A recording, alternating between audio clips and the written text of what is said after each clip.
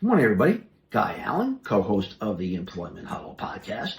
As you know, rather than waiting for our monthly or so full podcast, when issues come up, we're going to come right back at you with some short clips like this one. The issue this morning, non-competition agreements.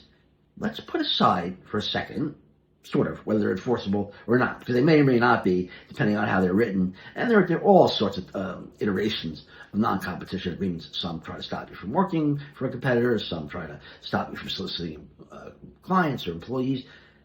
Under circumstances, they may be enforceable and they may not. Here's what I want to talk about this morning. Practicality.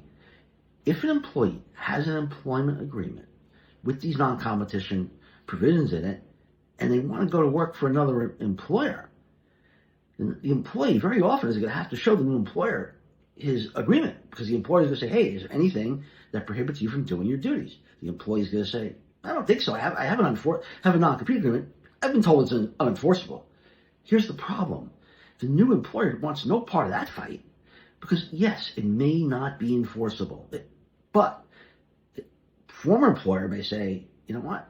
I'm going to try to enforce it. I'm not going to let he or she walk out the door. This is my proprietary information. I'm going to give it a shot. And what are they going to do? They're not only going to sue the ex-employee, they're going to sue the prospective employer for tortious interference with that contract.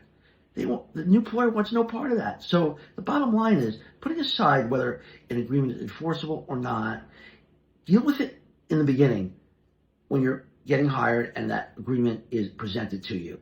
Because it's easy to say, all right, I'll sign, I'll deal with it if I have to down the road. Once you sign and you have it, it could be an impediment for jobs going forward. Not necessarily because it's enforceable, but because of the process that a new employer just may not want to get involved in. Cheers.